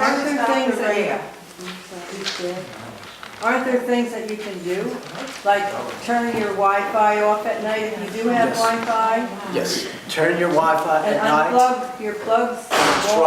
Try to read the instructions on your cell phone or the booklet, because it says there that this is an emergency device. It's not to call your buddy and say, man, do you know the score of last night's baseball game? No, it's something. My father is dying, I need an ambulance right now. That's what it was intended to do, but of course nobody cares, and everybody talks nonsense and rubbish on the cell phone, and it's killing people. What about shielding and grounding? Oh, thanks. It's very effective. Shielding is very effective. What happened with this? Timed out on you, you're gonna have to Touch a key. touch a key maybe. Thanks. I'm going to show you, this is my Faraday cage. Where is it? Linux Mint.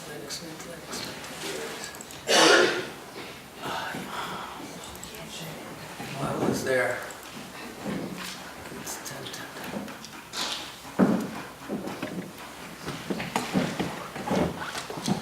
Oh my God.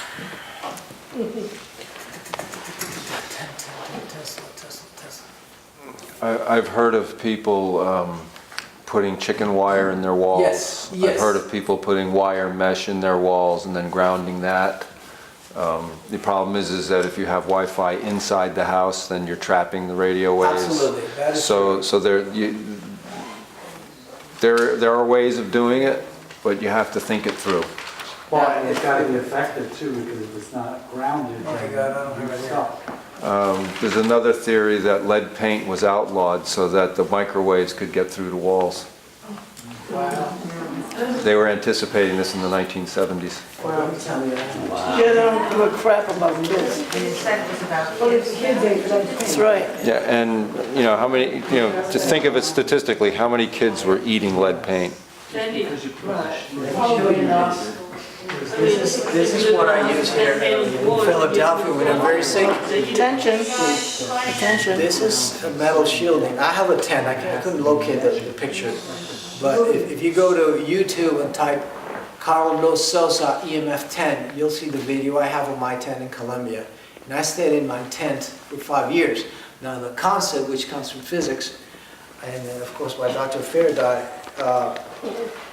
the concept is that if you have a metal surface which is totally closed, the coming electromagnetic field won't be able to cross the shield, and the charges will be distributed on the outside, and it is very efficient. I stayed in my tent for 5 years, and I recovered a lot after that. And what I did is, they sell this. If you want the address of the company, I'll send it to you. What I do is that when I get sick in Philadelphia, I just put it on. Because of the fact that I have a brother-in-law who works with the chemical industry, and he needs his 3 or 4 routers to work. So, I mean, there's no argument. Plus, I'm not the owner of the house, so I just put it on. And it does shield me. Of course, sometimes it's worse because depending on where the routers are, it might be worse because the radio frequency might be coming in, going through your brain, and just bouncing back. So it depends. You got to use it. Be careful. This one is, I got it from Less EMF in New York City. What is it made of? It's silver. It's basically the same. They have a whole bunch of metals they're using: copper, silver, aluminum too. Yeah. So We sell it by the yard at Less EMF. right. Yeah. This one comes from Less EMF. It's pretty decent. I mean, this one is better. But I usually have to travel because I have to go from here back to Colombia. I have a whole blanket that I used to cover myself with. I put this on, and I am able to tolerate it. And it's very nice that you mention it because I have had 2 panic attacks in my life. And the first one was in 2006 when I went the first time to see Dr. Rhea. And I was taking a plane from San Antonio to Dallas at night. It was at 7 p.m. when they closed the doors and turned on these lights, the neon lights. My heart started pounding like it wanted to get out of my chest. And I was choking. I felt I was going to die. At that point, I didn't remember what the hell a panic attack was, and because of the fact that the incident at the World Trade Center was so recent, I wanted to scream, of course, and get off the airplane. But I knew that if I did that, I would still be in prison as of this date, because the security was so strong back in those days that I knew I couldn't. So I took a deep breath and bit my tongue. And eventually it faded away. And I had another one back in 2017, a little bit worse, because I got one of the middle seats on the airplane. So there was a lady with a new Apple computer. Apple computers are terrible. For me, they're terrible. I can tolerate any kind of computer. This one is quite decent. It's a long version. And her husband was on my left. and he had one of those state-of-the-art iPhones, and they were both playing and chatting, and I said, oh my God, it's gonna happen again. I said, and it did happen again, so I had to ask the flight assistant for some oxygen, and it took like 10 minutes. Many times there is an acute vasoconstriction of the small arteries in the brain, and psychiatrists don't know about this. Panic attack is a direct consequence of chemical and electromagnetic pollution. And what was funny is that because, of course, I had studied psychiatry and had been a psychiatry resident, I knew that the course, if I was not treated, it would get worse and worse and worse and worse. And I don't like the drugs they're using to treat the panic attacks because they're highly toxic. They do cause some neurological dysfunction, but it never returned. When I returned to Colombia, I went back to the jungle and stayed there for a while, and I recovered. So I know when it's going to happen because you feel like it's imminent that you're going to die. That's the best description. I'm going to die, can I breathe? My heart's going to come out of my chest, I have a tachycardia, and it's terrible. Yeah, go ahead. Right. Yeah, since Dr. Rea is gone, what is the doctor we should contact? You just gave us. I already explained. Contact Dr. You said it. Seymour or Dr. Stephanie Carter. Seymour, Seymour. right, and where is he? Dr. Seymour or Dr. Stephanie Carter. Stephanie Carter, MC-C-A-R-T-R. MC. MC-C-A-R. Okay, and where are they located? Dallas. Excuse me? Where are they located? Dallas, Texas. Dallas, okay.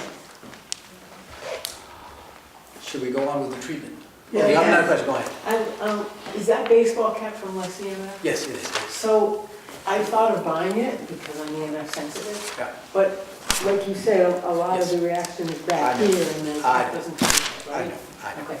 That's why I usually take this one. I like this one better because it does. When I put it They on. have hats with the little safari things that go down the Right. back of Oh, yeah. That's right, yeah. What I is the was gonna say name of that. that, what is the name of the company you got that What's from? that one?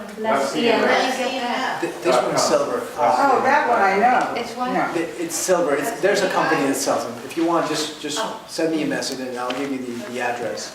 I can't remember the name, but it's very easy to get. So, yeah. I haven't heard you mention autism or microwave ovens. I know. We can spend another 2 centuries talking about that. Very important. Autism, the link of autism to the exposure to electromagnetic fields is something that is quite evident. You know, back when the giant epidemic of autism started, I mean, autism was very anecdotal reports in the medical literature worldwide. I mean, they have been reported, but when the electromagnetic spectrum in the United States started to get filled up with radiofrequency radiation, started growing and growing and growing. Now, be aware that there is evidence that autism has a very strong link to the presence of mercury in vaccines, and actually the CDC, that the CDC sells vaccines to the US public, and they know about it. There's a giant scandal. There's a series, actually, The Truth About Vaccines, and they had employees of the CDC come forward and said, we knew about the link between mercury and vaccines, but my boss said, just go plant it somewhere and hide it. And it's been a giant scandal because they did know about it. But of course, it does have a component. When I got sick, I had the antenna. It was a Wi-Fi antenna on my building, and because I had a lot of mercury in my teeth, the radio frequency melts the metal. Oh. So I was preparing my my United States medical licensing examination back in 2006. And I had studied for 2 years. And say around May the 3rd, I woke up and I had a total metallic taste. And I couldn't recognize the place, and my house felt so strange, and everything seemed so strange. And at that point, I did not know, but the metal gets heated up with the radio frequency, and it starts evaporating, and all that, those mercury vapors end up in your brain. And that's why I have a toxic encephalopathy. I have a toxic phenomena in the central nervous system. My information is that there's just been a 10-year study that has exonerated childhood vaccines, and I don't think they put mercury in them anymore. They certainly don't put mercury in mine, because I wouldn't have taken them if they did. No, it's a problem. There's a gastroenterologist in the UK called Andrew Wakefield, who published the first reports about the toxicity of mercury in the gastrointestinal tract. And mothers and fathers would go to his office because patients were having gastrointestinal symptoms which nobody could understand. So he made the first biopsies and found out that the problem was the vaccines, the mercury in the vaccines. There is in fact a company, I don't know if it's somewhere close to Pittsburgh, that it's making the mercury less vaccines, vaccines without mercury. But they have not been exonerated. It's a giant scandal, and if you can get a hold of the series, because it's a big series called The Truth About Vaccines, it's awesome. It's awesome. So you got to study that thing, but no, it's a fraud like tobacco, like asbestos, like cell phones. I thought that the wireless companies were blaming it on the vaccines because they knew it was the wireless that was causing the autism. There's a component of both. You cannot exonerate one without the other because the toxicity adds up both the electromagnetic and the heavy metals, especially heavy metals with electromagnetics is deadly. Yeah, well, with regard to vaccines and autism and wireless, it's not one or the other. Like you're saying, it's you can get cancer for multiple reasons. Multiple things can cause cancer. So it's not an issue of is it either wireless or vaccines. No, it's both. No, I'm not talking about cancer. I'm talking about autism. Yeah. I'm saying there's no one cause of autism. Autism is caused by wireless and vaccines. And Gary Null, Professor Gary Null has proved that vaccines, has the research, if you want to look into what vaccines have an effect on causing autism, look up Gary Null. And wireless, before cell towers were in the United States, it was 1 in 10,000 persons got autism. Right. Once they started putting up cell towers, the rate now is 1 in 25 for boys and 1 in 47 for girls. Yeah. When you sit in a metal car, does that shield you if you are sitting enclosed in a car? Sometimes it does. Sometimes it does. It what? Sometimes it does. Sometimes it doesn't. It depends on how much electronic equipment this has, the cables on the wire. Many times there's the ventilation, there's the stereo, all the gadgets they have. Probably an older car. It's wonderful. Yes, it's wonderful to have an old car without all this technology. Yeah, without all that crap. Since there's such a strong interaction between metals and microwaves, so would chelation be a crucial way to make yourself more resilient? Wonderful. Chelation. It's so wonderful to come to such an intelligent audience. The question is fundamental. One of the treatments when you detect a patient who has big levels of mercury, like I did, yeah, or copper, cadmium, aluminum, you have to chelate the patient. Now, that's what you learn in medical school. If you have a patient, for example, a patient who drank all the mercury in a broken thermometer, you got to chelate the patient. Now, I learned this from Rhea because that was my opinion that I had to get chelation. He said, no. Are my God. He did the skin testing first. He determined the neutralization dose. And he kept on saying, well, eventually you're going to have to get the chelation, but not now. And he was totally correct. The fact that you start moving, you call it DMSA, or there's like 3 or 4 drugs that we use in toxicology to chelate heavy metals. The fact that you move that that mercury that is in your brain and bring it down to cause the excretion via the kidneys is also a toxic procedure. And Dr. Ray was totally right. It cannot be done. It shouldn't be done. It should be neutralized, but this is, I think it's too advanced. Toxicologists do not understand and don't have any type of information as to the immune treatment of an acute intoxication with heavy metals. In my opinion, is that it shouldn't. Now, let me tell you, this is very personal. I had a friend who died a year and a half ago, and it was a very sad death because she was an homeopath. She practiced homeopathy, but she was not a medical doctor.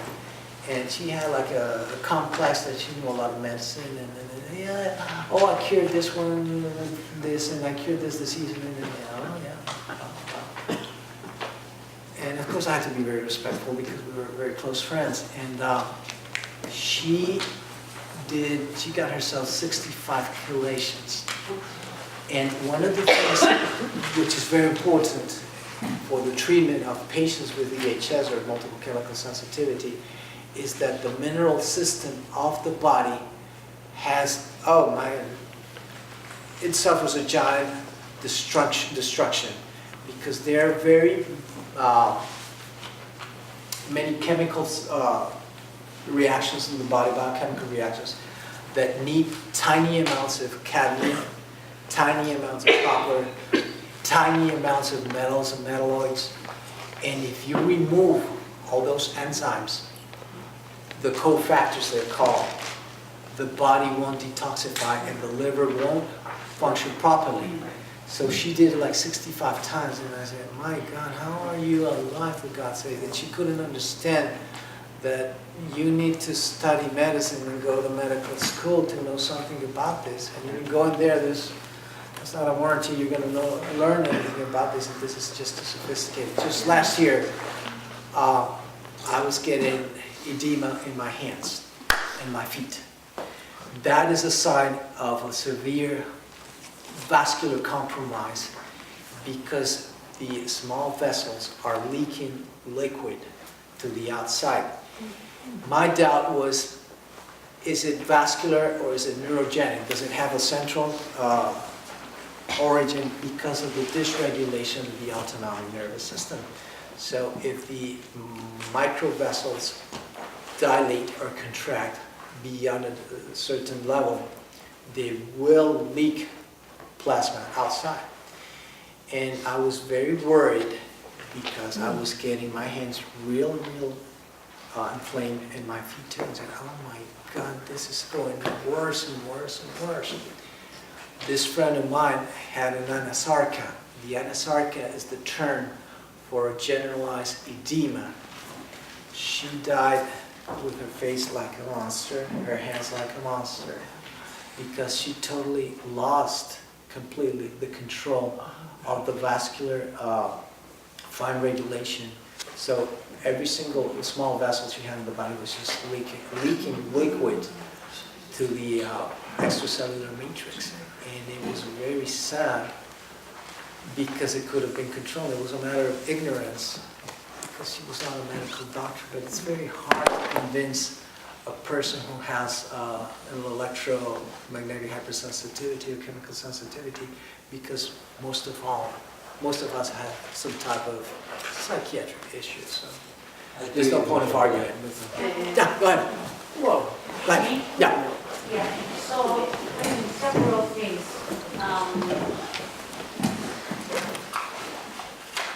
I usually, I am very healthy because I had cancer, and I started to be very conscious about, the food that I had to eat. to, become healthy. And I have been very healthy for the last, 20 years, 30 years, 25. So suddenly, they, with these new things, they put some Wi-Fi in my house. I never paid any attention really, and since then suddenly I had a rash in my arms. And I said, it started here, and then it started to go up. And I was talking to my friends, and I said, I don't understand what am I eating that is really getting me this rash, because I eat very healthy. And then I realized that probably, the Wi-Fi that they just put inside my house, was causing it. So I started to disconnect it, because I said, I don't need it all the time. And so, I think it's getting better, but the other thing is, like what I wanted to ask you is, if I find out if that's the issue, how do I fight it? Ethernet. Huh? Ethernet cable.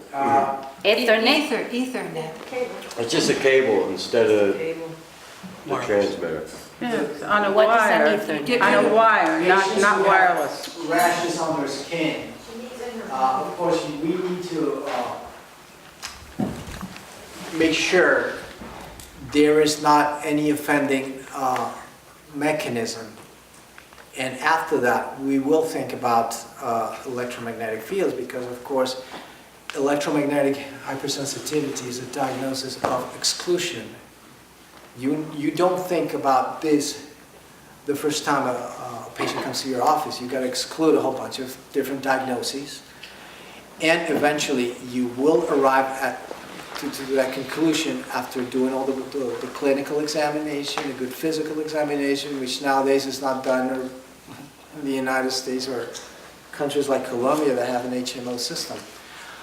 But I would say that there's a big chance that the rash was an allergic reaction that you have, and you probably have some sort of chemical in your body that is reacting. Many chemicals get stored in the fat of the body, sometimes in the connective tissue of the skin. So when you turn on the Wi-Fi, The Wi-Fi was all the time connected, and then I thought about it, and then I said, okay, I'm going to disconnect it. bear in mind that electromagnetic fields are pro-inflammatory agents. That means they favor the happening of inflammation everywhere in the body.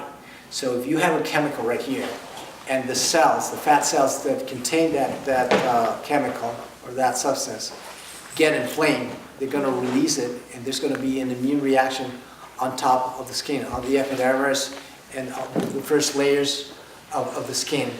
So it's common. It's common. It's been described in many patients. Well, it's getting better since I disconnected, so I figure out that You would be a good candidate for skin testing. So the other thing I wanted to tell you also, it's a story. I come from South America too, from Peru, and they sent me like a story about this family that was in a gas station. They tried, getting gas, and the kids were in the back seat with their cell phones, playing with their cell phone, and then suddenly they exploded. What? They exploded. It's very common. Yes. What? What exploded? The cell phones inside the car. It's but it's in a gas station. Yeah, it's a common story. Really? Very weird. I didn't know.